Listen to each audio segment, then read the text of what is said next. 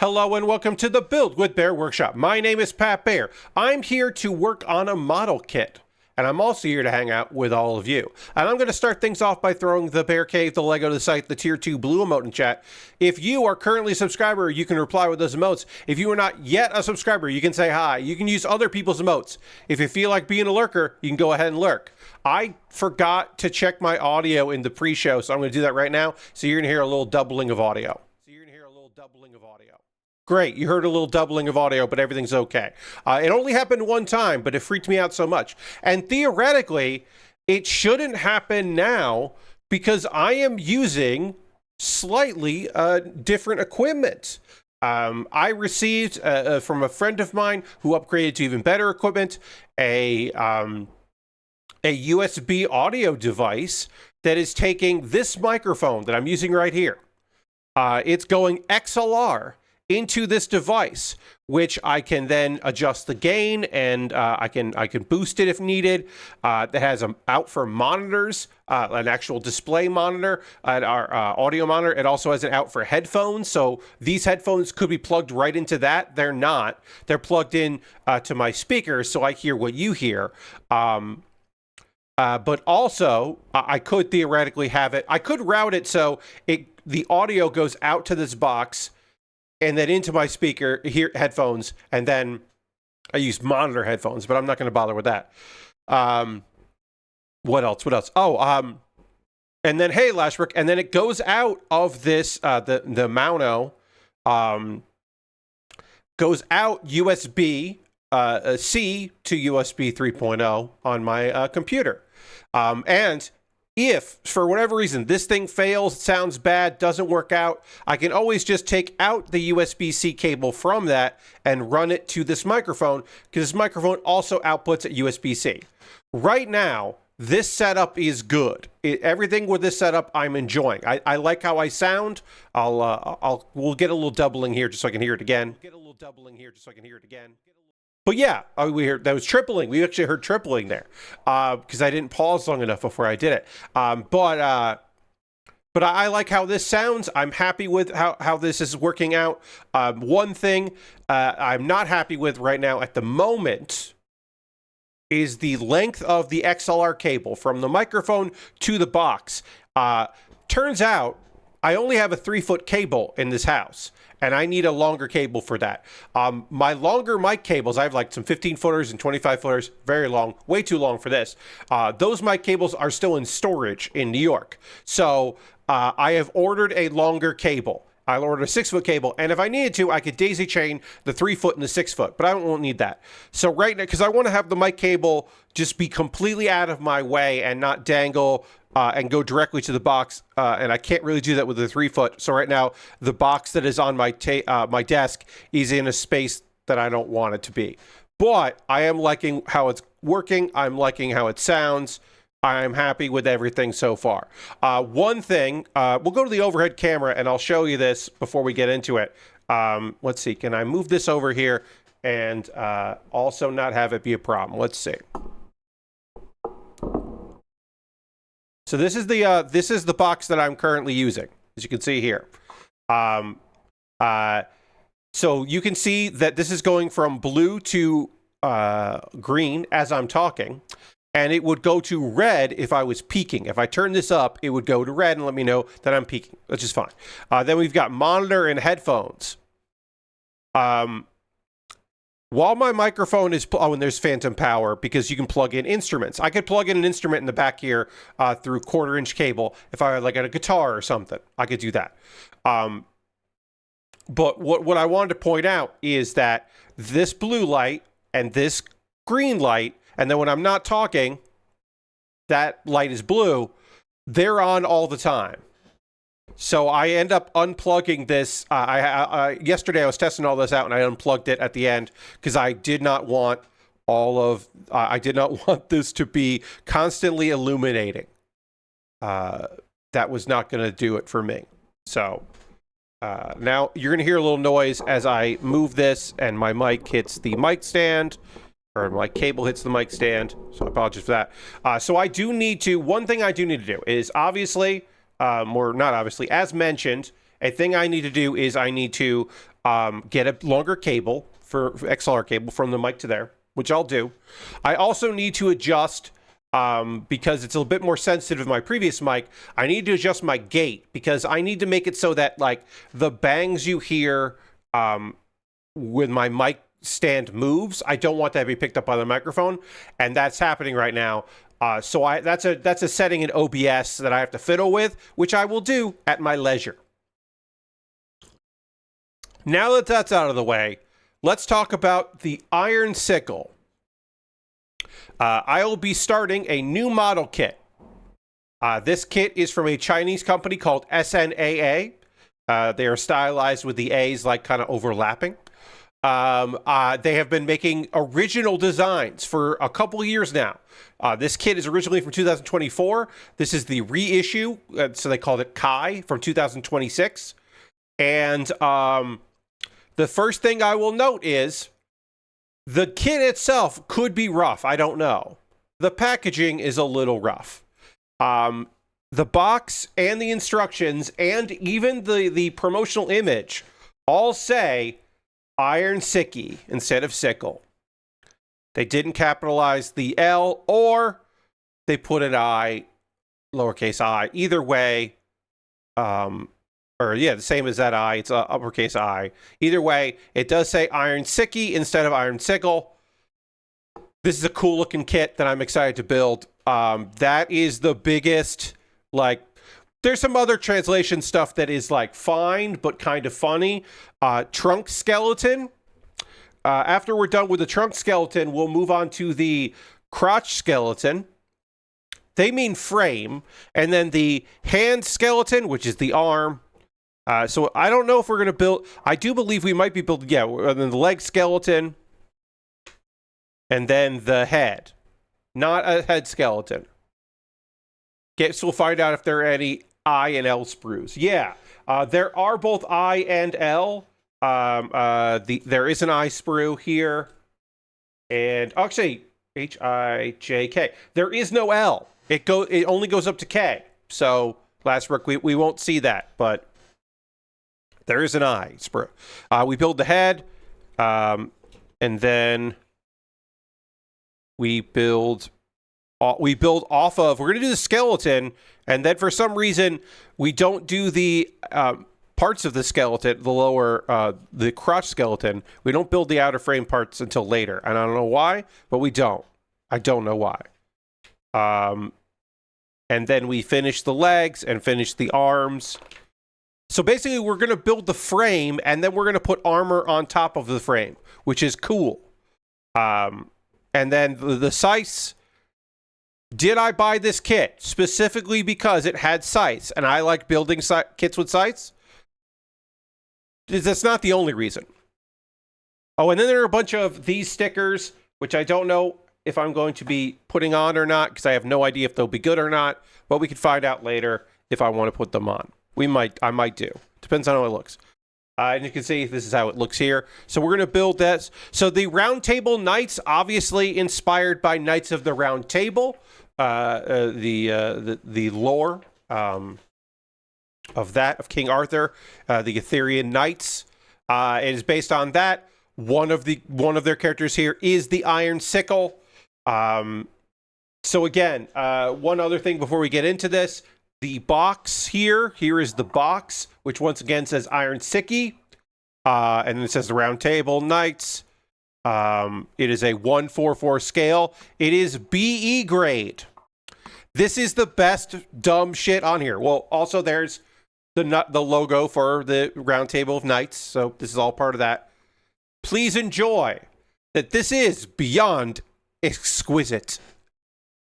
Forget high grade, forget master grade, forget real grade. This shit is beyond exquisite. It's BE. I love this so much that it's BE. It's beyond exquisite. But look at this box. This box feels legit. Obviously, this is not a bootleg. We have built bootlegs on this channel a couple times. This is an original design from a company. SNAA, as I said. This made in China, shipped. to distributor. I got this at USA Gundam store. No, sorry. The USA Gundam store. I got it at USA Gundam store. But yeah, the Iron Sicky. God, the fact that it's beyond exquisite, I'm so fucking thrilled with that. The only time it says Sickle is this sticker here. The price sticker. That's the only time it says Sickle, which is not something they put in. It's something that, the company over here put in. So they can, have it in inventory and all that. I'm so psyched about this. This is going to be so weird. Again, this will say 2024 on it. This is a reissue with, I believe, from doing. Hey, you might be shocked to find this out. There's not a lot of information about this company or the kits that they sell, other than the fact that they sell kits. As far as I can tell, this was originally a 2024 kit that the packaging and the instructions got updated in 2026, so they stuck Kai on the name. As far as I can tell, that is the only difference between that and that. This is the same plastic for 2024.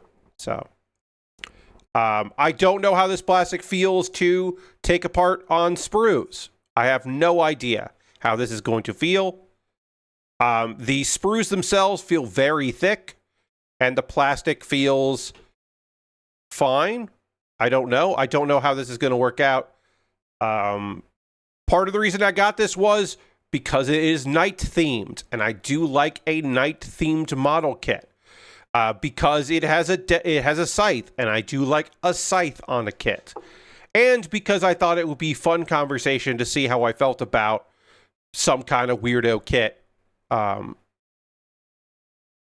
find out if this was worth it in the long run, or if this was a terrible mistake that I have made. Oh, okay. So that's extra nub in there. I have no idea. I do know, I bet that this is a kit that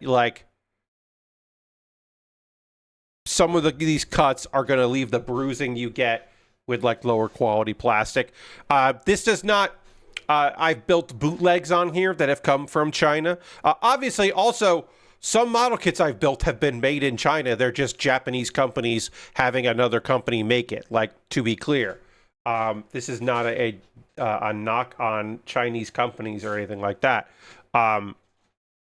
It's totally possible that everything's something up and up. But since I have mostly dealt with Chinese companies that are selling bootlegs, there is, the smell of some of those kits, the smell of the plastic that I had to wipe down. This has no trace of this. This feels like a legitimate business is making a thing. We'll see. We'll see how it works out. But this does feel legit in any way. In every way that counts, this feels legit. But of course, we will see once we build it if things start feeling good at all or not. They might not feel good. This kit might feel bad to make. I don't know. We won't know until we start assembling this thing.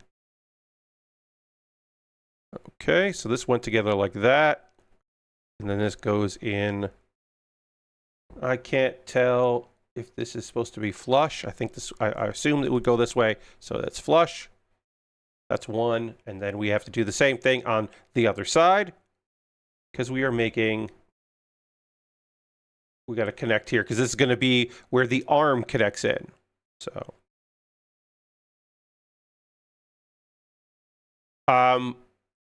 I think it is safe to say that there will be some fucking jank to this shit. That there will be times where everything involved in this feels very janky.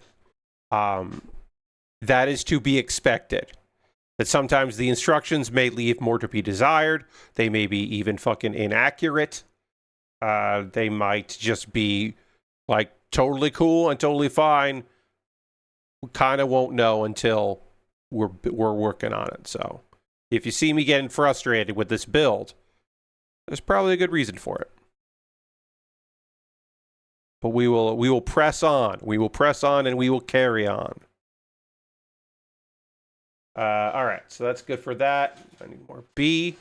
Hey, there's a lot to fucking talk about in gaming. It's a fucking shit show. Before I get into that, I think I just want to say a couple fun things. There's a couple fun things out there we can talk about. We had Anime Expo, a convention I have never attended and have no desire to, because it just feels like every fucking photo or video I see out of Anime Expo just makes me feel like they have ballooned in how many people they let in and have done none of the work to support such a thing. And it just seems like a fucking nightmare to attend and to be around in. So I've never attended that and have no desire to. But there was some news.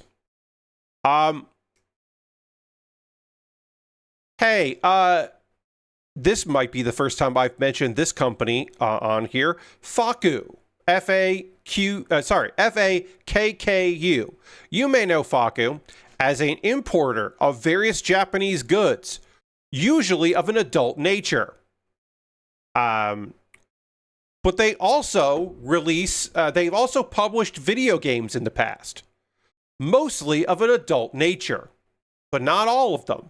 And in fact, they will be republishing some games that originally came out for the PC 98. That they now have a license to publish in the United States. The games of game publisher Fairy Tail. This is a Japanese game publisher. Apparently, one of the people from Faku tracked down the last person that worked at the company that has rights to it. There is a page for Dengenki Nurse. You can wishlist that on Steam. And the games they mentioned today that will all be coming out for Mac, Linux, and Windows are Shinjuku, Monogatari, Ballad for Maria, Jimin Yugi, Count Dracula, Necronomicon, Marine Flit, Dead of the Brain 1 and 2, Pie Carrot, and Dengenki Nurse. Of those games, there is only one that I personally have ever heard of, and that is Dengenki Nurse, which I have wishlisted, because that is a game that I definitely played emulated. I never played it on the PC 98, but I did emulate it. This is just fucking weird. This is just a weird, cool thing that one of the guys from Faku is just like, yeah, I don't know, I kind of wanted this to exist, so we made it happen. We thought it would be neat, and it will be neat. I just think that's cool. Lord Crashin says, hey, Pat, I've heard that Anime Expo is for anime experts like Dan Reichert and Jeff Gerstmann. You might not fit in there. Yeah, it's true. That's true. I might not. That's a valid point to make. And this place it just seems like a nightmare. It just seems like a real nightmare. So I'm happy I have never needed to attend that for work or play. Although there was cool stuff there. There was an avant-garde wrestling show that happened there where a concert broke out during one of the matches, which is a good time. Hololive had a 2-night concert that was attached to the convention, but I believe you could just go to the concert. I don't know for sure, which is smart business to do that. Do it around an event that's already there. But overall, just like, yeah, that's just not for me. Just does not seem like the thing for me at any time. Even when I wasn't in my mid-40s. Now, even more so. All right, so I need C1. C1 here. C1. So that was a good bit of news from Anime Expo, because it's just old games being able, be able to play on PC. That's just cool. They might release some other PC 98 games that way, and that's rad. Some other announcements. Solo Leveling is getting a movie. I really like Solo Leveling. Beyond the System, which is going to be a continuation of where season 2 left off. So it will be canonical. It is not just it's not a recap or I don't know, here's some other random shit that we skipped over. It will be canonical. I do like that is where we have been for the last several years of doing that in our anime. I find that to be cool.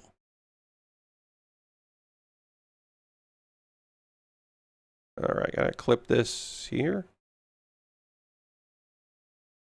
Okay, this is C17, and that looks like that goes like this, and then I'll need C12, and then C15 is later, but I can take that out now. Other news that's cool. You may remember that Persona 4 and Persona 4 Golden both had anime openings and occasionally fully anime scenes in it that weren't their normal cutscenes and weren't just the talking head things. Mappa is going to be doing the Persona 4. Oh, sorry, no. Yes, Persona 4 Revival is going to be handled by Mappa. A1 did in the past. And Mappa is a prolific studio. They have done other video game stuff. It won't be a lot of scenes, but we now know that those will look pretty fucking good. Which, hell yeah. So that's neat. That's a neat bit of news. Delicious in Dungeon will be back in 2027. October 2027. And it will be exclusively on Netflix again. So if you like Delicious in Dungeon, get Netflix next year so you can see it. And in January of 2027, there will be a new anime coming to Crunchyroll, which the manga of which I have read and enjoyed quite a bit, called The Guy She Was Interested In Wasn't a Guy at All. It's music dorks who are gay, who are queer, yuri music dorks, and it is a good ass manga that has a lot of references to rock music of the 90s, and Breed is the Nirvana song Breed is the opening theme, which is weird. But I guess that is Clover saying, hey, we're spending the money. Clover is going to spend the money to, one could imagine that they will license the names and get permission to have names of real bands and not just have fake ass shit, which is cool. Yes, there will never be a Blu-ray. Yes, it will only be a digital series. Yes, because the Blu-ray would never... I mean, the Blu-ray could exist without the opening song. They could just make it without the opening song, but they probably don't want to do that. They probably want to just not put one out. But one would... I am a fan of, now and again, the, like, fake-ass, dumbass, stupid knockoff names that are, like, prevalent in, like, JoJo's Bizarre Adventure. But I can't appreciate the idea that they're going to, like, get weird with it. All right, so this piece, like,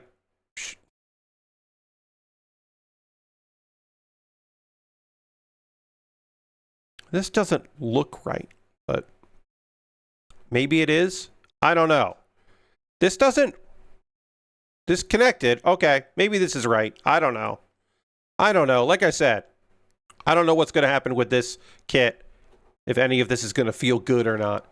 I imagine they're licensing more than just one song, considering how much they listen to music. Yeah, one could imagine that other songs will be licensed and referenced, and even if it's just like, oh, we licensed a portion of this song to be in this episode or whatever. Who knows?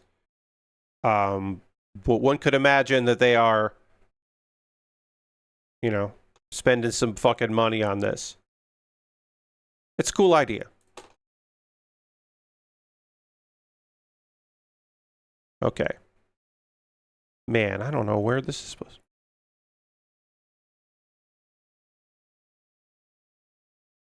As I said, you will probably hear me often saying, I don't know if this is right. This doesn't feel good about this kit, because it does look rad, but it is a little weak on the whole, like, details of, like, how this comes together. Okay. Like, this I feel like should be going in, and it's not. And then I'm like, okay, well... These slide around a little bit, which is good. The Demon Slayer movie is coming to Crunchyroll. That came out in theaters last year, and then it is coming about a year delay, and then it'll be on Crunchyroll, and there'll be a Blu-ray and DVD release as well, which comes out the day after.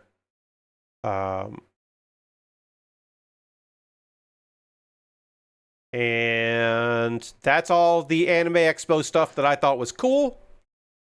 If you are in Europe and you really want a Switch, an original Switch, not a Switch 2, well, you're out of luck, because they're going to stop selling the Switch in Europe because a new law for the European Union, which is about battery replacement, they don't care about... Nintendo was like, it doesn't make sense for us to redesign this device to go with European laws, so we're just going to sunset the Switch in Europe. And then also they're going to do a new Switch 2 that is European only, that has batteries that you can easily replace, because that is, I guess, cheaper for them to just do it like that. Man, no, that is not connected right here. But this seems closer to being how they want this to go. I feel like it shouldn't have this big lip in it, so I don't know. Okay.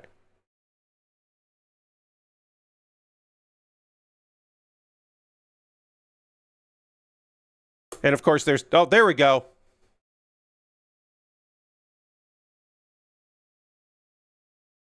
All right, I think this is right. We'll find out later. But I think I did this correctly. We'll find out later if I have or not. But I think I did. It had to, like, snap in place, and there was no words that were telling me that was what was supposed to happen. But I think I did it correctly. We'll find out later. Yeah, so... the region goes into... so this regulation about user replaceable batteries goes into effect starting in 2027. So later this year, there will be a new version of the Switch 2 that complies.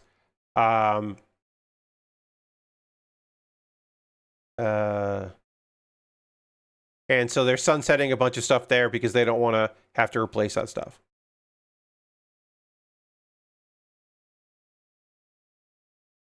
So if you want to get new controllers or something, you're going to have to import them, which is a shame. But that regulation is fucking cool.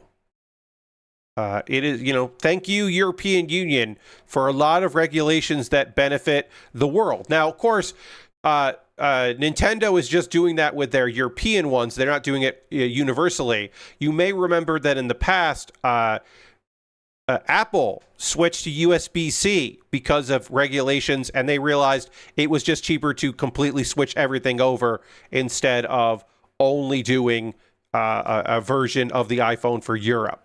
So everybody benefited from that. In this case, that will not be the case for all Switch 2s.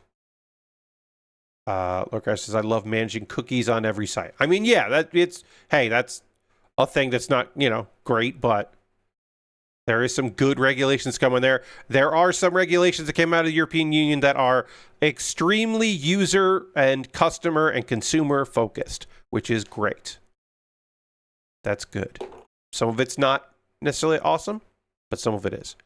Hey, if you play a video game and it is and you played it for under 2 hours, you can just ask for a refund on Steam. If you're like, this doesn't really work, or I don't really like it, or whatever. You can just ask for a refund.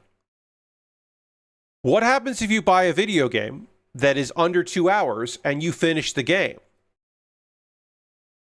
Like I said, you can immediately ask for a refund if it's under 2 hours, if you played under 2 hours. So if someone releases a video game that's under 2 hours, you can just, without any real reasons, just say, yeah, I don't want that. I don't want that thing. And there's nothing that can really happen about that. You can just, it's automatic. And that has been a bit of an issue for a game, for a developer named Zorro Arts, who has I'll say a small little game that kind of hit pretty well because of a friend slop nature of it, called Paddle Paddle Paddle. Which is a third-person boat paddling game. You can do it solo or co-op. The co-op obviously leads to frustrations and is therefore fun, especially in a streaming setting. Streamers have enjoyed that quite a bit. Of both the Flesh and VTuber variety have enjoyed goofing around in that game. And so that, if it gets a hit, sometimes that leads to sales. It is apparently done pretty well, but it's run into the issue of it not being long enough. And apparently, according to the dev, the game has been refunded 55,000 times. And you can see how long someone's played it. And it's been like, it's not that like, 5 minutes. It's just like, oh yeah, no, they played it. And of course, that's great for a $60 game that is, going to be like 20 hours or 60 hours or, 100 hours. But it is a bummer. It would be cool if you could finally do something about your refund policy. He explains that he received dozens of reviews from players expressing how much they enjoyed the game, but who refunded it anyway. So people even fucking tell him, I liked your game, even though I got a refund on it. And those people can go fuck themselves. Don't say shit. If you're going to be a bitch about it like that, don't say shit. Just fucking live in your evil little bullshit lair where you're complimenting a game developer while ripping them the fuck off. Nobody likes that. That shit sucks. He's received a 21% refund rate, even though the reviews are 90% very positive, which again does not add up, but it only adds up if you consider the possibility that people are just fucking being dicks about it. I need 16 and 15. 16.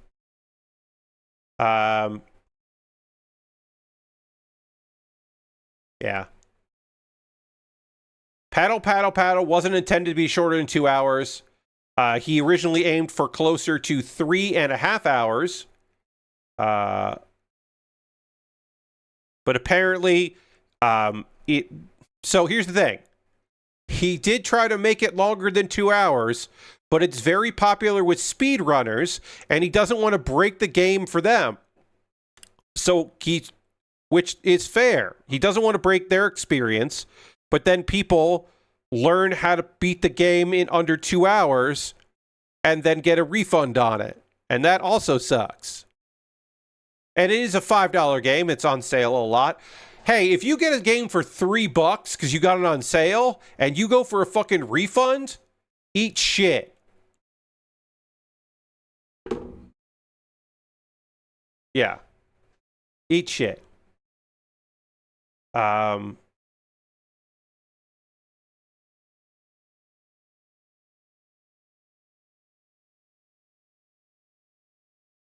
I bought Paddle Paddle Paddle. Do I think I'll ever play Paddle Paddle Paddle? Probably not. It's not my vibe. It's not the kind of game that I'm into. But for, like, it's one of those things where I was like, just fucking, I'm gonna get it. I was like, I should buy. It's like, let me see how much it is right now. How much is Paddle Paddle Paddle right now? Paddle Paddle Paddle is $3 right now. It is fucking 40% off. So I would say You should get it.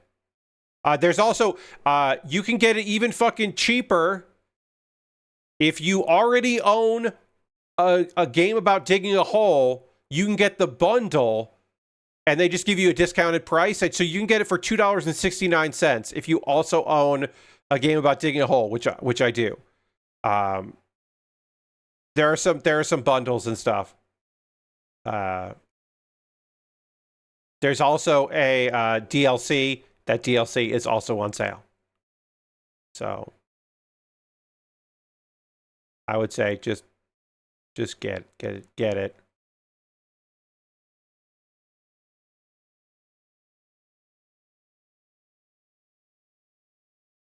I don't know. I think it's cool, and people should get that shit. All right, let's get into it. Xbox laid off 1,600 people today. They will be laying off another 1,600 people throughout the rest of the year. Some of those people will be because the studios they owned are being sold or going independent, or the government of France has to say, do you really need to for a while before it happens? But that is, Microsoft is going to cut those jobs. They're divesting a bunch of studios. Arcane Studios is the company that is situated in France, and therefore they can't just immediately close or do stuff too. They have to go through a period with it. That is why they are part of that listing. This is obviously a fucking nightmare.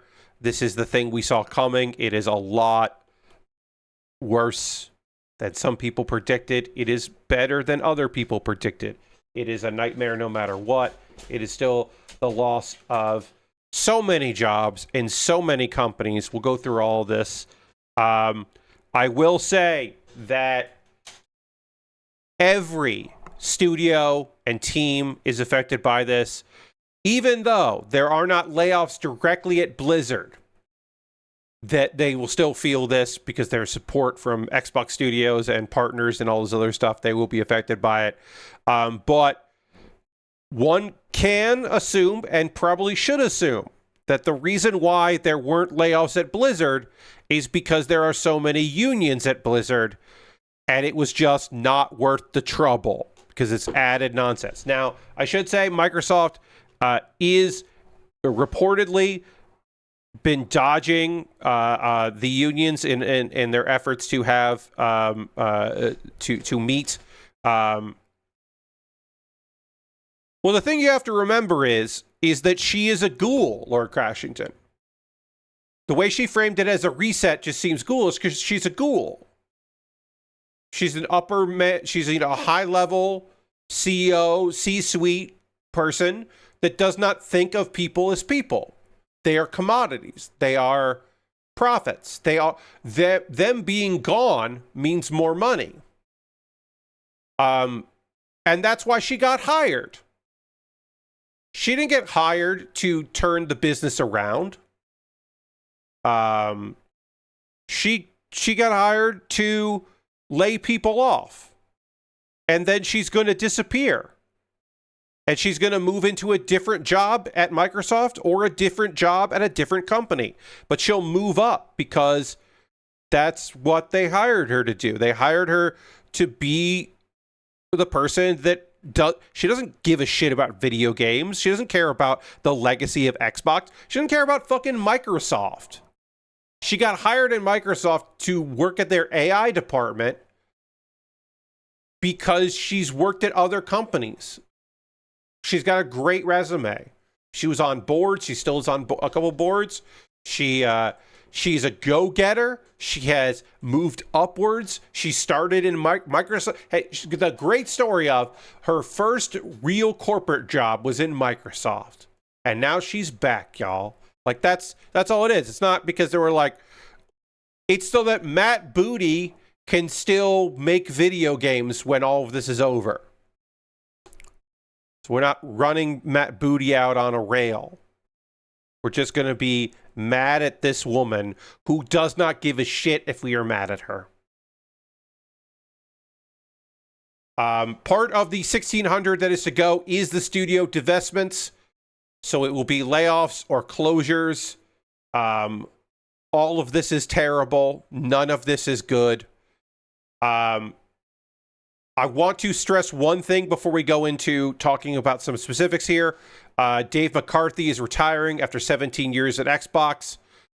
You will see more of this. We have already seen 3 or 4 other people making moves here.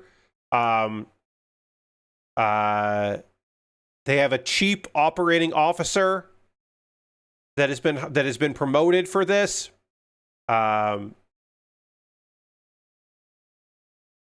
The person who most recently was in charge of Minecraft and Mojang is now the chief operating officer.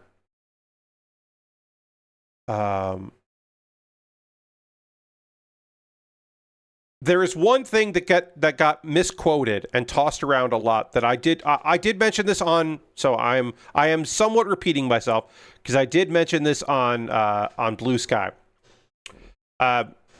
Incorrectly, some people thought that Asha said, "I want Xbox to be one of the few companies that entertains more than a." So, okay, sorry. What she said was, "I want Xbox to be one of the few companies that entertains more than 1 billion people each day, and gives everyone the opportunity to create and connect." Obviously, she does not care about that. That's just bullshit, whatever. She doesn't care about people, whatever. People took that as, wait, does she want 1 billion gamers?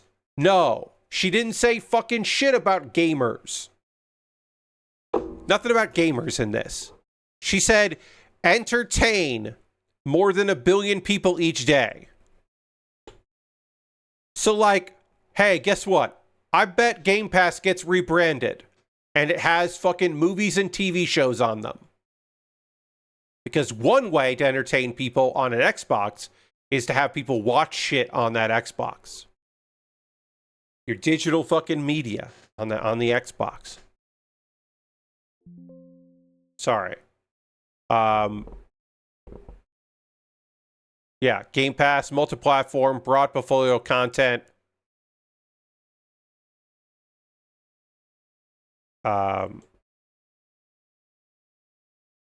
Yeah. It's all shit. All of it is shit. Obviously, it's all bullshit. It's all like a person that has no connection to what anyone actually wants or what their teams want because they have a mandate from above. She got hired to do this. This is part of the reason she got out. And if she didn't know that this was going to be part of her job, was to gut all these people and then say a bunch of platitudes that are worthless, then she's an idiot. But I don't think she's an idiot. I just think she was like, okay, sure. I don't care. I'm fine with this. This is all good to me. It's fucking rough out there and it's garbage. I don't know what happens with these studios. They're going dependent. Compulsion Games and Double Fine are returning to independence with full ownership of their respective IP catalogs. I do not know how each of those companies got the money for that shit, but that is awesome. One could assume that Double Fine had it in their contracts of that, or that was some of the negotiations that happened. I do not know who the fuck funds Double Fine going forward. I could see either of these companies just immediately getting sold to or bought by another company again and moving on from there. I don't know. I don't know how that works. How it works out, I should say. Ninja Theory and Undead Labs have agreed to join a new ownership with the financing required to bring Senua and State of Decay 3 to market. We do not know.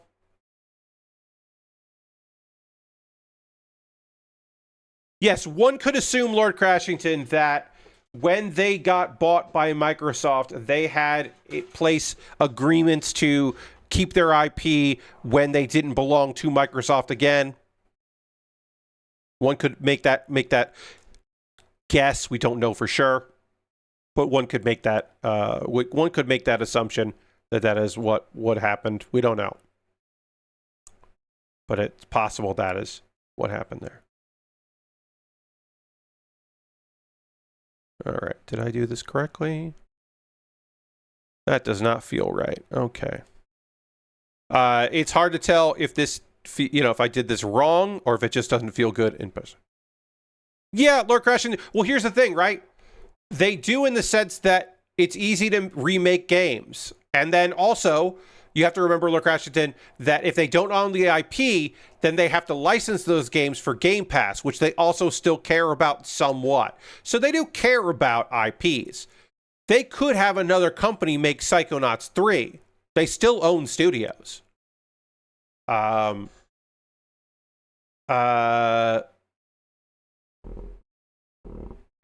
Leon is... Now, Microsoft says Arcane Leon is in the consultation process, will allow the studio to review potential strategic options. They're making Blade, which apparently is over budget, but it's a fucking video game in the 2020s. Of course, it's over budget. Now, they don't fucking say we have to legally do this. They don't say that. They're like, oh, Arcane Leon. Like, we're being nice about it, and we're giving them options and giving them time. No, the French government makes you do this. Consultation is a thing that you have to do this because that studio is in France, and you were, when you bought it, you were like, damn, wish the studio wasn't fucking in France. It'd make our life easier if the studio wasn't in goddamn France, but it is. So tough shit.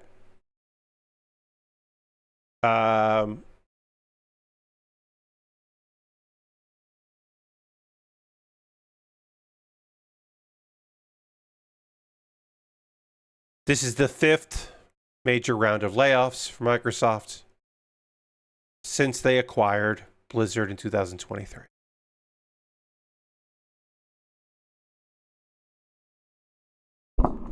I am not going to read any more statements from Asha Sharna because I don't fucking want to. Instead, I will just talk about where every studio that Xbox has ever, in the past recent, what they're up to, the over 25 studios. This is studios that they acquired at some point or founded. Turn 10 Studios, created in 2001. Supposedly, the most recent Forza Motorsport they were working on got canceled. They are now a support studio for Playground Games, who make the Forza that Microsoft likes. Rare. They had layoffs in 2025 and canceled Everwild. They are focused on Sea of Thieves. Halo Studios, formerly known as 343, created in 2007 when Bungie went independent and started working on Destiny. This was the studio that made Halo games. They've been hit with layoffs in 2023 and 2025. And they're finishing up Halo Campaign Evolved. Supposedly coming out this month. The Coalition, created in 2010. They're still working on Gears of War games. Mojang. They still fucking make Minecraft. They're still the Minecraft folks, and they make Minecraft. They make Minecraft, and also, sometimes, they even work on Minecraft. Compulsion Games being spun off into a solo entity after being acquired in 2018, so they were there for 8 years. And they have South of Midnight and other IPs.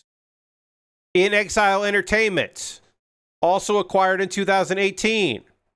They are working on a game called Clockwork Revolution, which is a first-person RPG shooter, which will be exclusive to Xbox and PC. They also made... they were already working on Wasteland 3 when they got acquired, and so they released that in 2020. This is their follow-up to that game.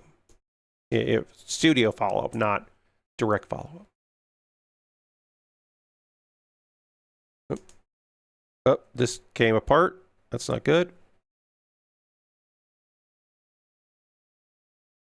Does this look right? This looks right, I guess. I don't know. And then it goes in like this. All right, this is the skeletal frame of the chest and torso. It does not feel great. And this piece keeps coming off. And I don't know. There's no good way to make it not do that, looks like. But maybe when everything gets together, it'll be fine. When I get more pieces of this together, it'll be okay. All right, let's work on the crotch skeleton, which is just the inner frame of the waist. We'll keep working on that. Ninja Theory has been sold. They were acquired in 2018, sold in 2026.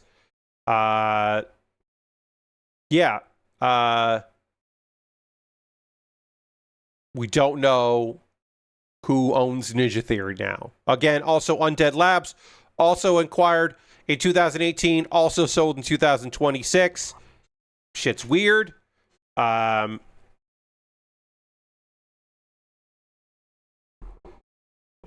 next game is State of Decay 3. Obsidian Entertainment acquired.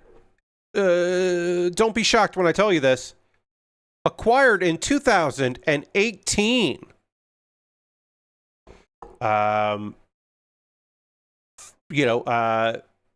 Avowed, Outer Worlds 2, Grounded 2. We don't know what games they're working on. They're still around. Same with Playground Games in 2027. They will have the reboot of what do you call it? The reboot of Fable. I think Playground Grounds is the only one of those 2018-19 that is most safe from being shut down in the foreseeable future. I mean, in that they need to put Fable out. Yeah. And also, yes, Forza Horizon is a big money maker and a title that they seem to like. So one could make the assumption that they're pretty on solid ground. Yeah, I think that's reasonable to think that they'll do okay. The Initiative got shut down in 2025. That Perfect Dark reboot, dead. Double Fine, acquired in 2019, out.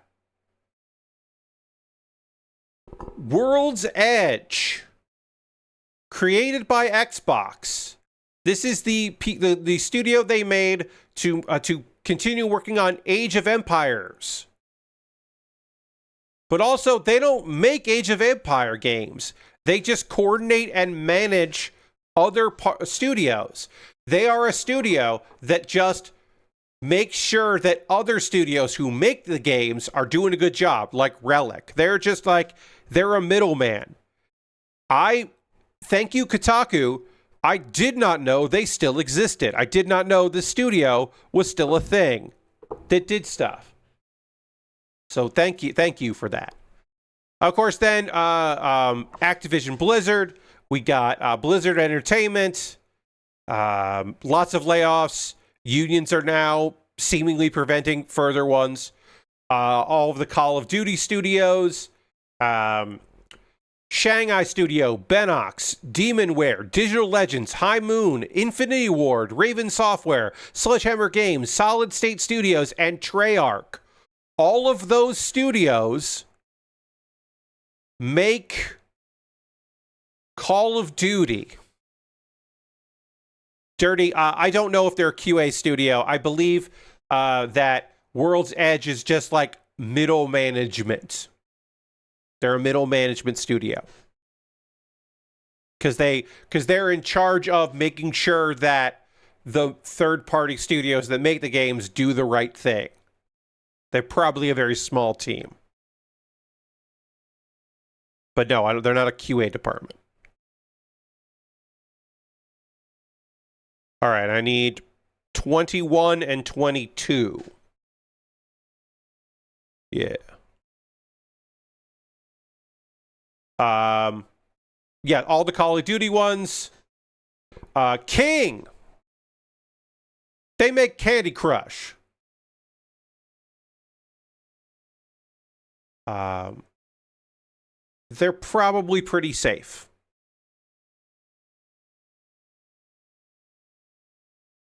And supposedly, this is the studio that Asha Sharna has said she cares, like, she is a focus of her attention. So, good or bad, we'll fucking see how that works out for them. Toys for Bob spun out on their own in 2024. Good for them. They got out of there. And then Bethesda. Underneath Bethesda is, of course, there's regular Bethesda, and then id Software, still around. Lots of layoffs in Bethesda, including in id Software. Machine Games.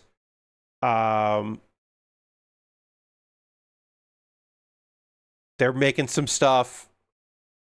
ZeniMax Online had lots of layoffs. They had a big game that got canceled, and apparently about half the studio seems like is gone. Roundhouse Studios got acquired in 2021, and then they got merged with ZeniMax Online, and the studio itself does not exist anymore. They're the they were working on support. They never made their own game. Alpha Dog, acquired in 2021, closed in 2024. They were a mobile studio. They made the game Mighty Doom, and they got shut down. Arcane Austin closed in 2024. Some of the members of the team were moved to other studios and Bethesda. Tango Gameworks acquired in 2021 and then closed, and then Krafton bought the name and the games. Arcane, we don't know what's coming of Arcane because of French laws.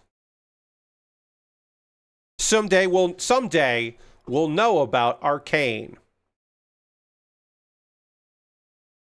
And the fate of Arcane, but most likely it's closure after a lengthy issue with the French governing bodies that are like, are you sure you have to close this?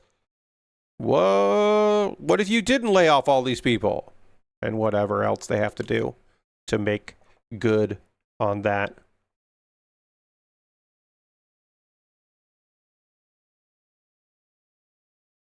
Oh, that just does not want to fit in, so. Is this the right piece? Is this C113? I got to make sure that I took out the right piece here, because it does not feel good. Okay, that is not C113. I don't know what piece this was. I'll find out later. Okay, so that was okay, that was C213, which is different from C113. Okay. Because I was like, that piece does not fit on here at all and feels terrible. So I bet something went wrong. And it did. I messed up. Okay. That doesn't go on much better, but it does go on. All right, so that goes in like that. And then I think this is supposed to be flush, but it's not. So there we go. Some of this some of these parts, I do have to give a little bit of English on it. I got to put a little bit of pressure on it, and that doesn't feel good at all. Some of this kit feels very bad. I'm not surprised. Again, let's see. Let me look this up. Let me see if I can find out. We'll take a pause for the cause in a moment or two, but I want to see, did I buy this from USA Gundam Store, or did I buy this from Bandai, and how much did I pay for it? These are things I want to know. Recently, no, not top picks. Orders. There we go. Orders. This is what I want. Did I buy this from USA Gundam Store? No, then I must have bought it from Gundam Planet. It must have been a Gundam Planet purchased. I don't see it here, unless that's this. It is there. Okay. All right. So this was $27 plus shipping. So that is the thing to keep in mind when I'm talking about this kit and it being wild and weird. Is it's very cool looking. It has a full fucking skeleton, which is unnecessary but cool. And it was $27 plus shipping. So that is a thing to keep in mind when I am starting to rag on this for it occasionally having parts that make me very fucking frustrated, is that this is not an expensive piece of plastic. It is actually pretty inexpensive, all things considered. All right. We are going to take a pause for the cause. I'm going to talk to you about ways you can support the channel and what I do here, and then we'll get back into the building and also talk about 2 new anime that I'm watching. Either of which I might continue watching. I don't know yet. Now is the part of the stream where I'm going to talk to you about ways you can support the channel and what I do here. Everything I'm about to tell you is optional. You are under no obligation to do any of these things, but if you would like to, that would be rad, because you'd be helping me out. Yes, we did talk about that, Dirty. We did talk about earlier tonight. No worries, you weren't here for it. It's fine. That Mappa is doing the opening animation where there is anime. There's anime in like the opening, and then there's like a couple scenes in the middle, and then there's some animation, big heavy animation scenes at some of the major battles towards the end, right? So it sounds like Mappa is taking that from A1 who did previous work as well. But yeah, if you're currently a subscriber, you can throw the Bear Cave Lego site tier 2 blue emote in chat. Being a subscriber is the easiest way to support what I do here through Cash Money or your Prime Gaming token. If you have Amazon Prime, you can link it with your Twitch and get Twitch Prime. You can get a token you can use for anybody. If you want to use that token for me, that'd be great. You don't have to though, but you could, and it'll be neat. I have a Patreon at patreon.com/PatBear. Over my Patreon, there's a $1, a $3, a $5, and a $10 tier. And there are different rewards for the different tiers. Consider joining me on Patreon. I will say my $10 patrons voted for me to work on this, and I'm happy they picked it because it's a night themed kit with size, and I want to build that. And also, it's from a company I've never built for, and I don't build a lot of model kits that aren't Gundam, unless they're car kits. Initial D car kits. That's the other thing I build. Mostly, I build Bandai, so it's nice to work on something else, even if occasionally it feels a little frustrating, like it does here. Let's see. I have a YouTube channel, youtube.com/PatBear. Over in my YouTube channel, you can subscribe for free. And while you're over there, if you would like, consider becoming a member for just $2 a month. And you'll get my Wednesday videos on Tuesday. Tomorrow, I will send out a video that you will see earlier than other people get to see it. And you will find out another show that is one of my favorites from the spring 2026 season. So that's an incentive to get that a day early.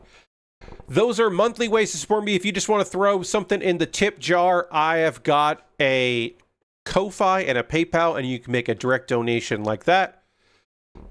Everything I make through direct donations, through YouTube, which includes AdSense, so watching my videos helps me out, through Patreon and through Twitch, all goes into a fund. And from that fund, I pull money out to buy model kits. I was able to pre-order this weird kit that I'm working on right now from a Chinese company I've never bought from before. So thank you for that. Past you is helping out present me, and that's very cool. If you want to help out future me, there's various ways to do that. Now, I do have a backlog. This was voted on by my patrons, and I'm happy to build stuff out of the backlog because I bought that stuff to build. But if you were looking at that and you said, I don't know, Pat, what if instead of that, you just like buy other stuff? Like, what if I buy something for you to build? You could do that. You could go to my Amazon wish list and buy something for me to build, and it will jump the queue and become the next thing that I work on. I've got model kits and Lego sets, inexpensive kits, expensive kits, all kinds of different things and things. Some of them are very pricey, like the Iron-Blooded Orphans Barbatos Lupus Master Grade is way too fucking expensive. Don't buy that for me. But there's other stuff that I think is more reasonably priced. Like the Lego Botanicals, which are just cute little Lego people with plastic flowers. But they're little Lego guys. You could buy that. That's cheap. That would be fun to build. Consider buying something for me to build on stream if you wanted to. If you don't want to use Amazon, I fucking get it. I have got a wish list on Throne, and it's recently been updated with actual stuff that you should look at that I think is pretty cool. So take a look at that wish list, see if there's something there that you'd like to see me build, and you could buy that through there. And then if you want to support me financially, but it needs to be complicated, go to USA Gundam Store. And at USA Gundam Store, you can buy a gift card. They will send you an email with a gift card code. Then you can send me a whisper here on Twitch, or a private message on Blue Sky, or Mastodon. With that gift card code, that's another way to do it. All right, let's see. Let's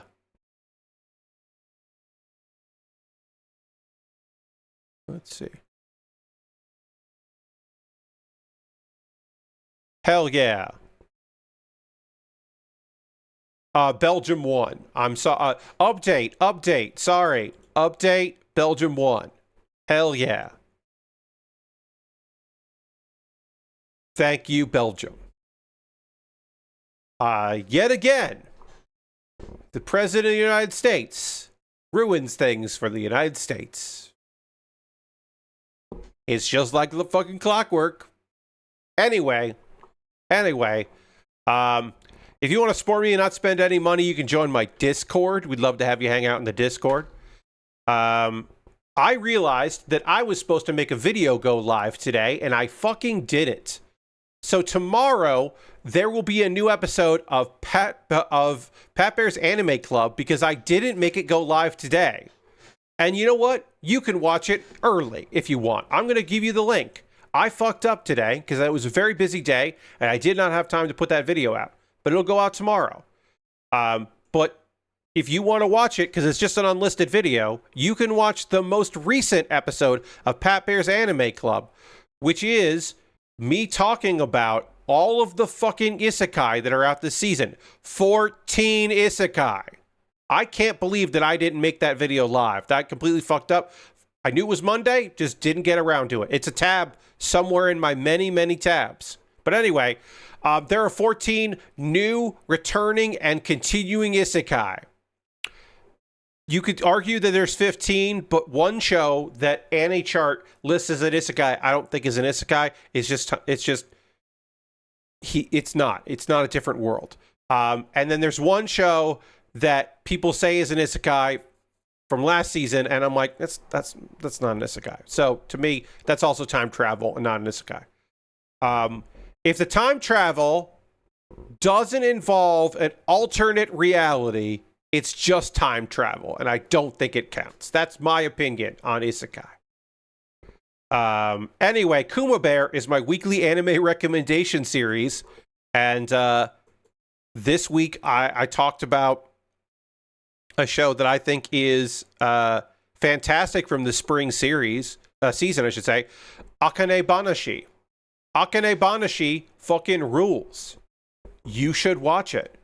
It is this unbelievably expressive and entertaining look at a ancient tradition in Japan of storytelling, rakugo, and it's really fucking fun and a cool show. You can watch it for free, legally on their YouTube channel, or you can watch it on Netflix if you want to watch the dub. But if you just want the sub, just fucking watch it on YouTube. It's cool. All right. Now I have anime to chat with you about. I'm going to talk about 2 anime shows that I watched, and I'll kind of tell you, like, do I think I'll watch a second episode? Am I going to? Or not? Probably. So we'll talk about that. I need to drink a lot of water here and dramatically transition back to the overhead camera so I can keep working on the skeleton here, and we'll do all that right now.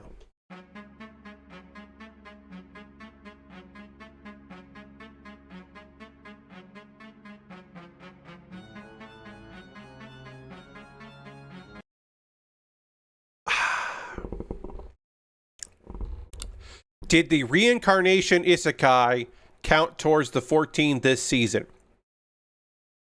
So, I don't know which one you're talking about, because there are isekais about reincarnation. So, because there's the show about, like, do you mean, Dirty, the show about the guy who died and was reincarnated, and studied magic, and then turned out he died knowing that he was actually shitty at magic, and that's why he couldn't be the best in the world. And then he died, and then he got reincarnated into a body that can use magic in the future. That's an isekai. Yeah, that's still an isekai. So if that's the one you're asking about, yeah, to me, that's an isekai. Yes, okay. I don't know why you can't say yep. Yeah, that's an isekai. Even though he's on his second life, that's still an isekai. There's a manga I'm reading right now about a guy that, on his deathbed, or as he's being put to death, he regrets what happened in his life, and he dies, and then he gets a do-over. It's a regression. But as he's waking up to that realization, he also realizes, oh, I'm an isekai person. And so it's like both a regression story and also an isekai. And I'm like, yeah, sure, fine. That's an isekai.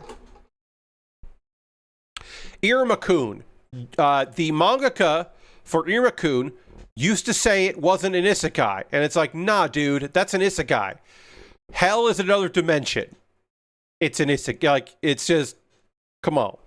It's not the afterlife. In that story, it's another place where people live, and our main character has been sent there. Like, that's definitely an isekai, my guy. So, anyway. But yeah, to me, unless we're talking about I've traveled back in time and then also there's magic, then I'm like, that's not an isekai. Like, there was a story, there was the hero who wants to die or whatever. It turned out that was an isekai because he had lived so long that the entire world had changed and eventually became a fantasy world, but it used to be a science world. And I'm like, yeah, all right, that fucking counts. I forgot the name of that one, but I'm like, that does count because the world changed so much that he is living in a different world.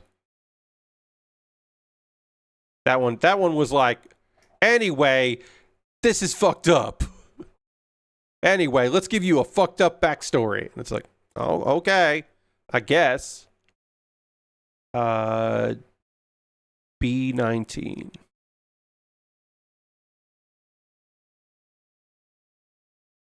Anyway, the 2 shows I watched here, one of which is an isekai, and the other one is a turn of the century alternate reality story, which is generally not my bag, but the vibes are good. The vibes of Sparks of Tomorrow are really good, and it was recommended by a friend of mine. Also, I'm trying to justify keeping Netflix, so I was like, what if I watch this one? It seems kind of cool. Spoiler alert, I think it's kind of fucking cool. All right, so does this go into that peg there?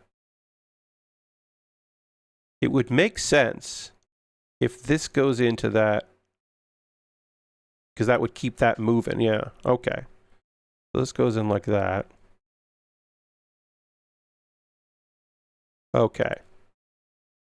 A lot of times I have to just really press a part down, which feels bad, but I gotta, because otherwise it's not gonna line up right. And it still might not line up right. I don't know. Anyway, let's talk about the world's strongest rearguard, which is an isekai.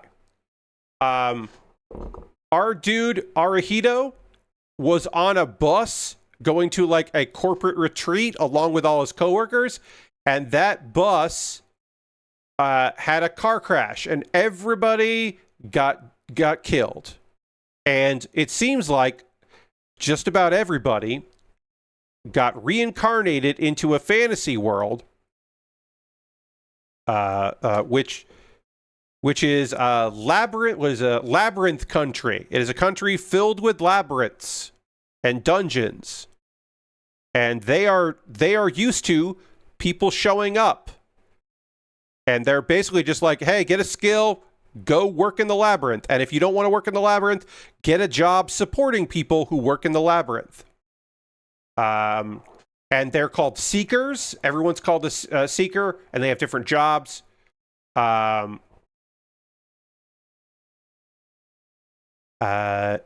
Suzuna, which was a coworker of his that he was hoping he could.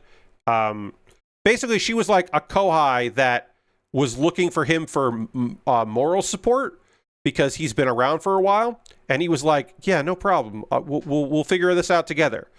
She got a great job called Shrine Maiden, and immediately joined a veteran party. Immediately, and she's just instantly like, all right, bye, senpai, thanks for all the help. She immediately, once she has something cool, ditches him, which is just like, that sucks. That sucks a lot. And she's off to do the job, even though she's Shrine Maiden, she's off to do the profession of rearguard. She's going to act as the rearguard and be support. Okay, so we're done with the chest here, I believe. Yeah, well, this piece loves to fucking pop off. That's going to be great. Hopefully it'll be fine when we put some armor. We're done with the torso, and we're done with the waist. And then, like I said, eventually we'll start putting armor on, and then we can start putting pieces together. I guess I could... Probably wouldn't hurt. Yeah, no, it'd be easier. It'd be easier to put all this together if I don't put this in. I can put it together and take it apart. I can just like... I think I'll keep them apart. Just for safety's sake. Because they might not separate that easy. You know what I mean? These might not separate easily, so that way I at least have them... I can get them apart. If I put this in and then it doesn't want to come out, then I might be screwed. I might screw myself in the future. So instead, we'll just work on the hand skeleton. Which, at no point does it say, do both of these at once. It just has a photo of two arms. So I'm going to do all of it and then do all of it, I think. I can do it all at the same time. There's no part that says, do this twice. It might say that in Chinese. I don't know. I can get out my Google Translator and see what that says. Google Translate. By default, it's always Japanese. Let's detect language. We'll do that. And we'll do camera. And then we'll see if we can read what this says. Hand skeleton. Okay. So the part where it says hand skeleton, it also says hand skeleton. So at no part does it say do this twice. Let me see. Pay attention. Yeah. At no part does it say go twice. So we're just kind of going on vibes here. B8, B9, D13. And we'll do that twice. Just hand skeleton. Yep. Just hand skeleton. Okay, so our dude is just like, oh, well, that girl that I was helping that then kind of abandoned me. All right, well, I'll do my best. He's just kind of like, all right. Although, turns out, he is getting hounded by one person that he knew. One of his bosses, Igarashi, who like sucks and was like was just like a bloodsucker and a bad boss. And he's like, I do not want to join your party. She has a job, Valkyrie, and he just knows that's going to be a bad time. And then we don't know what his job title is. He doesn't know. He writes down Rearguard, and then some weird thing happens. So he is going to be, apparently, we can make the assumption that he is some sort of special Rearguard. We don't know how that's going to work out. So our guy can't get a proper job description. So instead, because he can't be told how his job works because there's something weird going on, he gets a bunch of mercenary tokens, which allows him to hire people from the mercenary guild. And here's the part where some of y'all are just going to bounce out of this show. You'll never check it out after I say this part, and I understand. There is a little more nuance to it, but he does hire someone from the mercenary guild who is generally, there are slaves there. So he does hire a slave. He's not thrilled about it. I'm not thrilled about it either.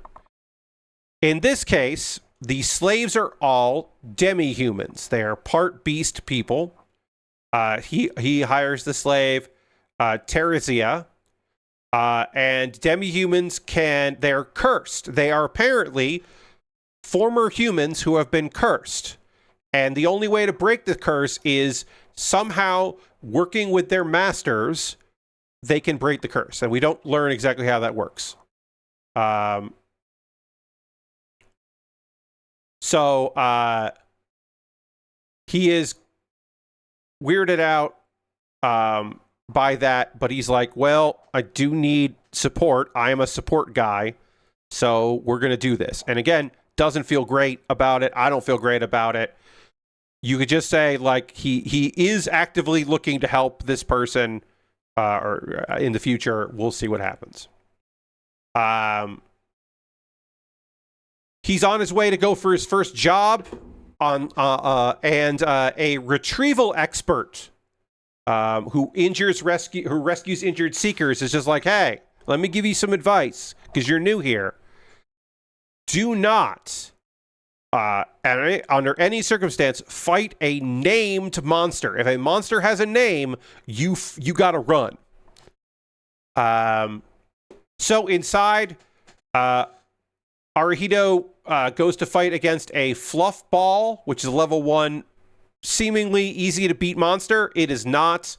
Teresia gets injured, and eventually, Arahito starts to figure out, and we get to witness how rear support works. And basically, he's like, the people in the front, it is a lot like real-time combat, where the people in the front are doing whatever they need to do, and he from the back is playing like a Final Fantasy style RPG, where he's selecting people to give them buffs or give them commands.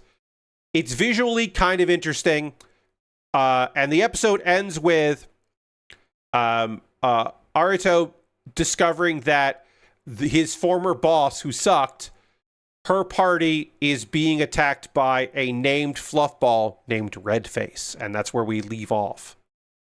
I will watch episode 2. Will I watch beyond episode 2? I am not sure. I eventually dropped this manga because it became very repetitive, and as it grew and the harem of all grew, I didn't really like it. But I'm trying to watch all of the new isekai, and I wanted to at least cover one of them here on the stream. So I picked this one because it's a weekend one. Sorry, hold on one second. I will probably watch the next episode. I don't know beyond that, but I'll definitely watch episode 2. Okay, let's talk about Spark of Tomorrow. Now, this is also named something else.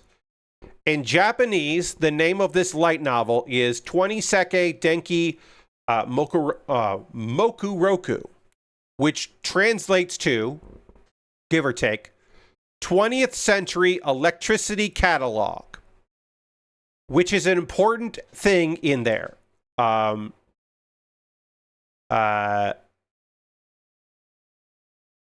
So this is in the Meiji era in the 20th century, so 1900s.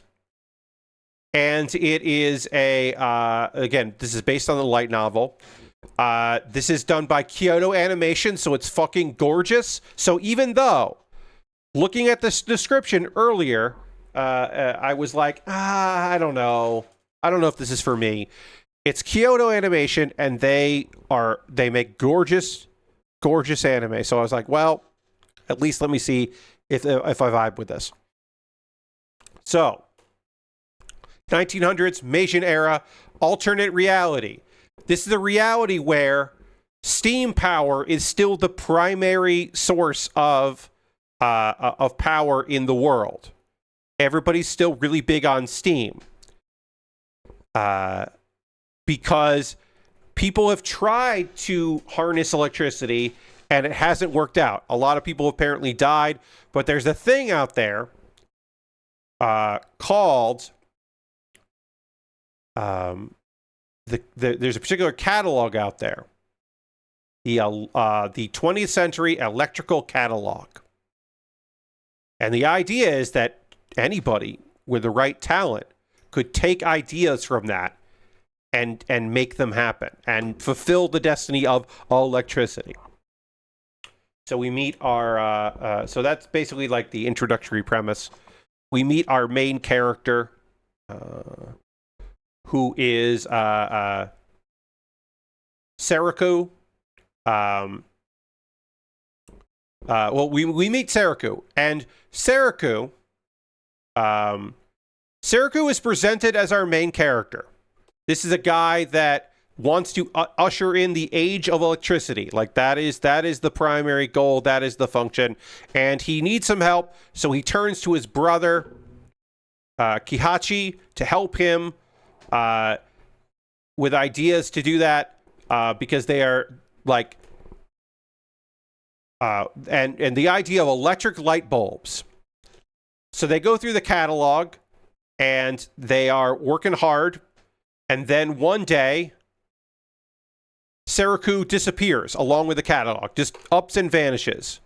And it turns out he's not the main character of our story. The main character of our story is Kihachi, who is, even 4 years later, still pretty fucking bummed out that his brother abandoned him and took off after his brother was the one that was like, this is the future. This shit's going to be awesome. You got to help me make this a reality. So now he is stuck and disillusions with it. He happens to run into Inako. And they feel some sort of connection between the two of them. Inako is the daughter of some sake brewers, and who is skeptical about electricity. Also, she is very clumsy. Will that be just a character trait or important? I do not know, but she is clumsy. That is, we get to witness that. So they kind of cross paths. This may become important later. It is important later. She returns home. We follow her as she returns, and she runs into the heir to a steam engine firm, Yosuke. Yosuke shows up and is like, hey, your family has a lot of debts. The only way to fix that is for you to marry me. And then, in a moment that doesn't make sense yet, but could make sense later, Inako's sister says, hey, you got to meet this guy named Kihachi that's doing all this cool stuff with electricity. You should meet with this guy. And gives her a copy of the 20th Century Electrical Catalog. Why does Inako's sister have this? Why does she set this up? We don't know. Like literally, I don't have an answer. I don't know why this part is happening, but it is happening. Shit's happening. Okay, D16, D11 to 12. All right, I gotta put this together first. Let me get this part together and this part together. Sorry. I'm talking to myself. Sorry. Yeah, so Inako's confused, and also, hey, I'm confused. I don't know why this is happening, but she goes over to his shop and sees that he has been working on a thing called a slide projector. Interesting stuff, right? Like, oh shit, he's developed a slide projector. And he's just like, hey, even though I'm like, he doesn't say, even though I'm bummed, like, he's still bummed about his brother and what happened, but he's like, electricity's pretty fucking cool. Hey, if you're interested, let me give you a speech, a brief presentation. And so he just gives a presentation on like the possibilities that of what you could do with electricity. And she's just like a believer. And she's just like, hell yeah, this does sound cool as hell. Anyway, I have this copy of 20th Century Electrical Catalog. And so she goes to hand it over, just as the guy that wants to marry her, Yosuke, shows up. Because he's also looking for the catalog. And we don't know why. Because it's the end of episode 1. I understand why they called it Sparks of Tomorrow instead of 20th Century Electrical Catalog. Sparks of Tomorrow sounds better. I'll admit that it does. It has a more mythical quality to it than that. Yeah, man, this show is fucking gorgeous. Capital G, gorgeous. Kyoto Animation, they do not miss. They fucking nail it every goddamn time. It's fantastic, phenomenal looking. I highly recommend it. The first episode, take a look at it. If you have Netflix, check out the first episode. See if you're vibing with it. I don't know. I as I said, I'm vibing with it. This first episode, I was like, yeah, okay. Again, I will at the very, very, very least give it a second episode, if not more, because I liked it. I like what's going on there. I am interested in seeing what else happens. I will give a second episode to World's Strongest Rearguard. Beyond that, I don't know. I can't tell you for sure if I will give that even more than 2 episodes, but I'll at least give it that.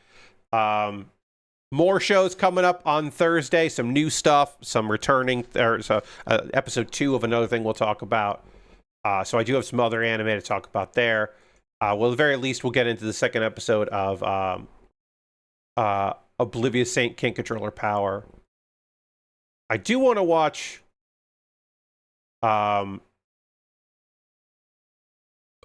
also, I will be talking about on Thursday, the other show I'm going to watch on Thursday. I don't know how many. I might even do 3. But I will be talking about the Forsaken Saintess and her foodie road trip, because I really like that manga a lot. The Forsaken Saintess and her foodie road trip in another world. I will be watching episode 1 of that. I think it came out today, so I'll cover it on Thursday. But I am stoked to talk about that show. Hello. Lorcrest says, I'm still knee-deep in One Piece, where I've seen Law and Mingo have competition about who had the worst childhood during their fight in Dressrosa. Yeah, man. I talked about this unrelated to the stream in a conversation in a Discord. We're talking about One Piece and the heightening. Oda always finding new and different, terrible, unbelievably terrible backstories for the characters to go through. That just seems to be a thing he's really into doing. And it's crazy because early on, like very early on, one of the first characters in One Piece has a really strange, really sad, tragic backstory. And comparatively, it ain't that bad. Zoro's backstory does suck. But it is, compared to some of the other tragic backstories that we see in One Piece, kind of not that bad. Yeah, Oda just like creating trauma. Yeah, it's just one of those things where you're like, and that's wild. Like, Zoro is going to be the world's greatest swordsman, traveling the world, defeating other swordsmen in an attempt to become the world's greatest, because his childhood friend died by falling down the stairs. And so he carries a sword for her as well. And that's one of the least tragic backstories of any character in One Piece. Yeah, she fell down and died. But again, compared to other characters, really honestly, not that big a deal compared to some other characters that we see in One Piece. It's kind of wild. I'm not going to say Lord Crashington. I won't say because you're honestly, you are nowhere near it. But there is a supporting character that you've met that has a backstory that I would describe as, hey, what the fuck, Oda? What are we doing here? Why, Oda? But again, you are so ways away from that being a thing that you'll need to worry about. But someday, you'll learn the backstory of a character that seems pretty cool, and then you find out their backstory, and you're like, what the fuck, Oda? Why? Why is this happening like this? One Piece is just about how capitalism ruined a kingdom. One of the backstories, and its people, while the world government tried to cover it up. And the other one is about the child of the rich people race is still mad that his dad wanted to be a normal person, but they were attacked by poor people that they used to abuse. Yes. Don Flamingo is one of those things where you're like, this guy fucking sucks. And he does, it's this weird thing where you're like, he does have a somewhat terrible childhood. He does have a bad childhood. You know what? Somewhat is mean to me. He does have a rough childhood. And you can look at it and go, oh man, yeah, that sucks. That sucks for that guy. Sure. But then also, fuck him. Right? He's also like, not a character that you feel bad for in any way. Which is cool. Yes, he did make it everybody. You know what, Lord Crashington? That is a great way to put it. Don Flamingo had his problems and made it everybody else's problem. And that is a good way to look at that. Because he does take it from like, oh man, yeah, that fucking sucks, to, wait, why are you like this shit? Come on, man. Go to therapy. Figure your stuff out. All right, let's put this aside here. Working on our arm here. Again, working on the skeleton frame of our arm, not even the arm itself. Why we don't put the armor on now, I don't know. We could. There's nothing stopping me from just going ahead and going to the parts where we add the armor and doing that as we go. But I kind of like the idea of getting the whole skeleton done. I think that is kind of neat. So we'll play along with their rules. We'll do it the way they want me to do it. We'll see how that goes. D12 and D11. Okay. Now it's the part of the stream where I would like to hear from you, friends. What are you watching right now? What are you playing? What are you up to? What are you into? What do you got going on? I always love hearing from you about those things, so feel free to let me know. I will tell you that I bought and finished yesterday a small little video game. I played it in a couple hours. It is called Doopy Detective Tasha, and it is great. Doopy, Duppy, Detective Tasha. And don't worry, I will explain what Doopy means. It is a word of African origin because there is a lot of African and Jamaican folklore here, a lot of Caribbean folklore. It means ghost or spirit. So it is the spirit detective Tasha. Again, couple hours. It is a point and click detective game, and it is really fun. She is great. The art is really fun. Check out. It is on sale. I'm looking on the Steam page right now, and it is on sale 10% off, so it's like $7 and change. Normally $8. Totally worth it. Again, this is a short experience. This is not a long game, but it is really well crafted, really well written, and a lot of fun. I highly recommend it.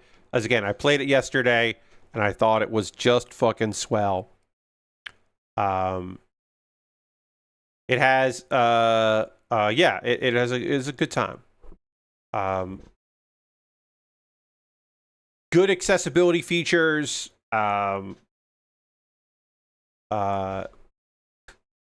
It is a fun thing. So it is both. Our character has low stakes of shit. My cell phone. Where'd my cell phone go? What happened? And then also, wait, there's a murder? I gotta do a murder mystery? Sure. I guess I'm gonna do both. And it's pretty fun. It's a good time, so I recommend that. Duppy Detective. It's a good time. Tasha. Other than that video game, I watched some professional wrestling. Because you know me, I'm going to watch some fucking professional wrestling on a Sunday. I watched a Tokyo Joshi Pro Wrestling show that was really fun. They do not have a show this week. Next week is their next big show, Summer Sun Princess. So I'll be checking out Summer Sun Princess and having a good time with that. You don't have to say it like I'm saying it. You can say Summer Sun Princess. So I'll be checking that out. Let's see. Oh, that's right. I got to reach out to a friend of mine and see. I want to do. I haven't done this. I want to. Well, I haven't really done this. I want to do a predictions video, and I want to coordinate with a friend of mine that does mostly wrestling content because I don't really do. I talk about wrestling a lot. But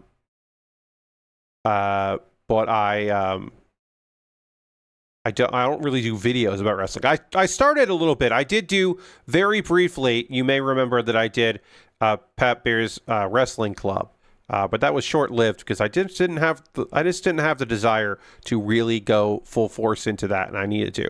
But a one-off video now and again, I wouldn't mind doing. So I would like to do that. I want to do it with a friend of mine and put out a video where we predict the winners for Summer Sun Princess for TJBW. I think it would be neat. Oh, there we go. All right, that piece did not want to come together, and now it did. All right, we have done the arms here. That's all we can do for the arms. I guess we could kind of just put them together here, just so we have something. And then I imagine this is the front. Yeah. So yeah, we're building our skeleton. Now we're going to build the leg skeletons. I started Star Trek Season 2 and saw Spock in his brief horny mode. Yes, sometimes they're horny. Which is also spoofed throughout the Futurama episode about Zoidberg needing to go back to his home world to mate. Yes, that whole episode is a Ponfar parody.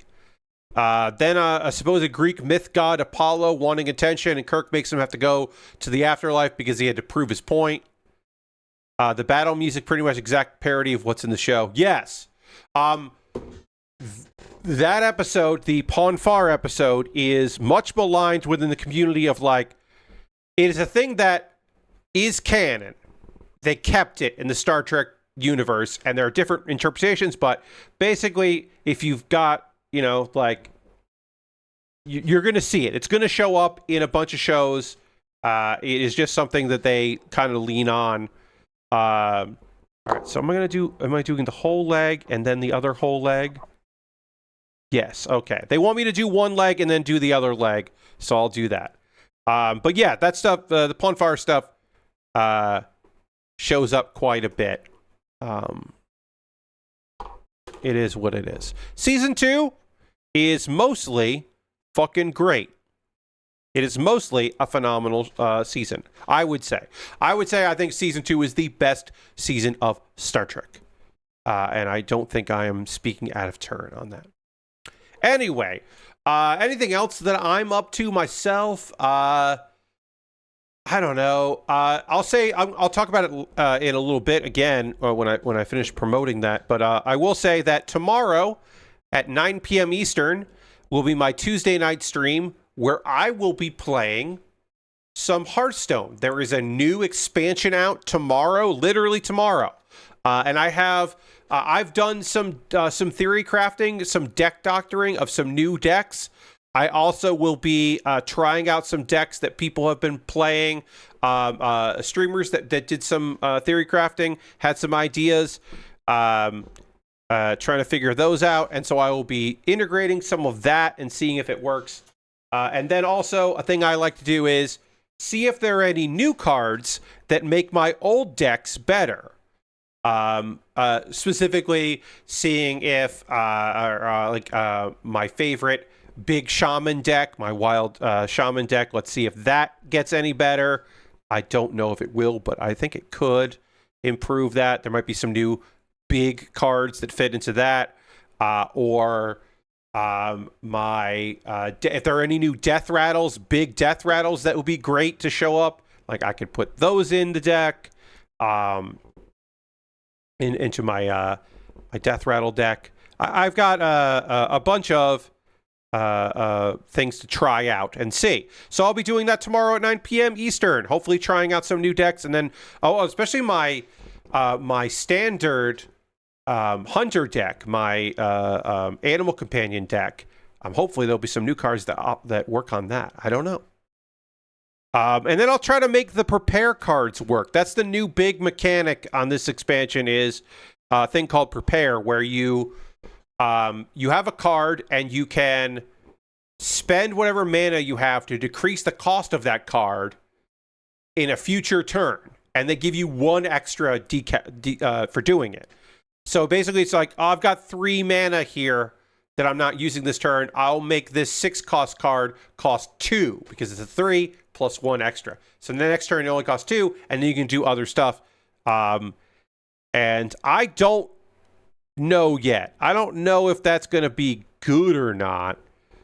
But it is a mechanic that I'm interested in seeing if any of the cards actually work out in my favor. So I'll try that out. We'll see if there's any prepare cards that end up in any of the decks that I'm playing tomorrow night. Lord Crashington says, I've been playing some College Football 27, and they have marching band covers of pop songs like Pink Pony Club and Apatu, and is kind of surprising to me for what kind of audience this game has. Yeah, I mean, like, the thing is, I guess if you're really into college football, then you watch college football games and you are exposed to college football marching bands, right? Like, I'm sure there are people that just follow college football because they care so much about the NFL that they want to know what teams are going to be good, or players are being good coming in. But there are people that really care about actual college sports, so I guess they would be therefore into like that, like at the very least appreciate the big hits that college marching bands would be playing. I guess, I don't know. I'm trying to justify it in my head. Lastwork says, I finished my adventures with Superband so far, and it did start to pick up my interest with season 2. I know you didn't like season 1 as much as I did, but I really think that's a charming show, and I'm having a good time with it. Kara is a fun addition to the team. I also started rewatching Daredevil with the intent to watch the new seasons, and I forgot how much it makes allusions to the alien invasion in New York in the Avengers movie. The Netflix stuff in my memory is so much more standalone. Yeah, I think those shows, like, obviously they get bogged down in the, oh, hey, we got to have the Defenders, whatever. You know, all these things need to kind of make sense and within this world. They kind of fall into that a lot. But yes, you seem to forget, people can forget that they also acknowledge that they're like, oh, there's other shit happening. There's like other stuff going on in this world besides all of this. Which makes sense. All right, and then this goes in like that. All of these joints don't feel loose, which is great, but they do feel unbelievably tight. Like they feel incredibly difficult to maneuver around, and over time it will be easy. But my fear is that over time everything will feel loose and then start to feel really shitty. That is my fear, because they're trying to do this without any polycaps, which is cool. But yeah, I am afraid that all of this is going to start to feel bad over time. You know, like eventually all of this will just become loose and there'll be no way, and you'll need like ways to tighten it up, you know, tools and stuff. I'm going to finish this one last step and then we'll call it quits. We're going to go to 11, which is okay, because I just want to finish this. There's another step that's going to be way more pieces, but I want to get this part done here. Parts of this kit remind me a lot of the Barbatos. This is definitely highly inspired by Ironblood Orphans builds, which I'm not opposed to at all, because I think that the Barbatos fucking rules. So this is not me going like, oh, it's weird that this is so Barbatos coded. I'm not mad about that at all. I'm just a little surprised. That's not what I was expecting when I started putting this build together, that it would feel like the Barbatos. And part of that is because I worked on a bunch of those kits that were like some of the Barbatos, or some of the Ironblood Orphans kits that were like not quite, that were the full mechanics line, where you had like a lot of internal frame, not what they now call the full mechanics line, but the previous full mechanics line. And so yeah, it feels a little weird. Lord Crashington says they also had a Fetty Wap cover of Trap Queen that censors the trap part of the name to T asterisk asterisk P. That confuses me. Yeah, at that point, why even have it? Like, at that point, it's just like, why is this here? If you don't feel comfortable even having the name, like what are we even doing here? Why are we doing this? Like, if you can't have trap in there for some reason, what are we doing here? All right. This needs to go here. No. This goes here. Okay, that goes like that. And then this piece goes here.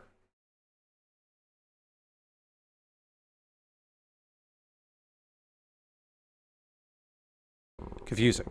The name isn't centered on the Spotify playlist they made for the soundtrack. Yeah, that's weird. It might be that it is a term that, in the context of the term, can't be on, like, ESRB got mad about it. Maybe, like, Spotify doesn't care, but the ESRB was like, no, we don't like that. I don't know. That's the only thing I can think of as to why it got flagged on in game. But I don't know. Yeah. Maybe. Oh, I'm going to sneeze. Hold on. Sorry. Pardon me. Couldn't reach for the mute button there. Oh, one neat thing about I was talking previously about how I am using this this mic box here, the USB audio box that I'm really enjoying so far. Anyway, going XLR out of this microphone means that the very dumb RGB on this microphone doesn't work because it needs phantom power through the USB-C. So it doesn't have that shit, which is awesome because I didn't like it. I didn't want this mic to have USB. I knew it did, and it was one of the things that bothered me about it. So I'm glad that it doesn't work like this. It also means that the mute button on here, which is also powered, needs phantom power, doesn't work either, and I'm fine with that. I can live with that because I accidentally hit it a couple times. All right, why doesn't this piece want to work? This piece does not want to work, and I don't know why. It should just work. It goes here.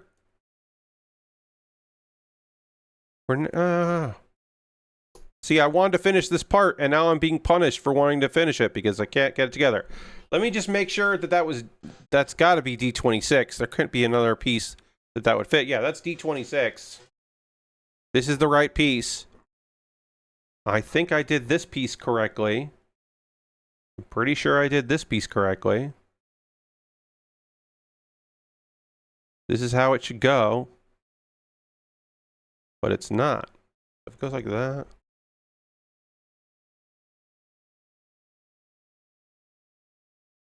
Yeah, wow. This does not want to fit on there. And I don't know why.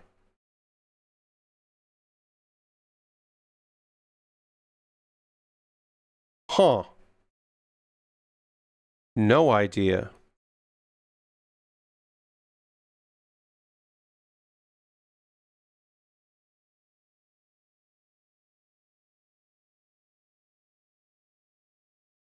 All right, well, I'm not going to figure that out now. I'm going to figure this out on Thursday, because tough shit. I'll figure this is a problem for Future Pat. Future Pat is going to have to make sense of all those pieces, because it's after 11, and I don't want to do this anymore. That's just the truth. Thank you all so much for hanging out. This is a fun little build so far. It's been eye-opening, and I look forward to continuing to work on it. Last night, yes, late night Pat loses some steam. I do lose some steam. So sometimes I need a little boost. Sometimes. We are going to raid. That is how we end every stream around here. I'm going to go find somebody doing cool stuff that I want to go spend a little time with, and we'll go do that. And I hope you'll come along on the raid. I'll be back tomorrow at 9 p.m. Eastern time, as mentioned. And I hope you will come and join me for that, because it'll be fun. I'm going to play the new Hearthstone expansion, which literally comes out tomorrow. So we got a new expansion, and it'll be a good time. Mary Kish, the good friend Mary, is playing Scale the Depths, which looks cute. I don't know anything about it, but it looks cute. So we'll see how Mary's doing. We'll go hang out with Mary. I want to thank you for hanging out on the stream tonight. I hope you come back another time tomorrow, 9 p.m. Eastern perhaps, to see me play the new Hearthstone expansion and see how all that shit works out. Or whatever you want to do. Thanks so much for being here. I hope you have a great rest of your night. I will see you on the next one. Goodbye, everybody. Goodbye, goodbye, goodbye, goodbye, goodbye, goodbye.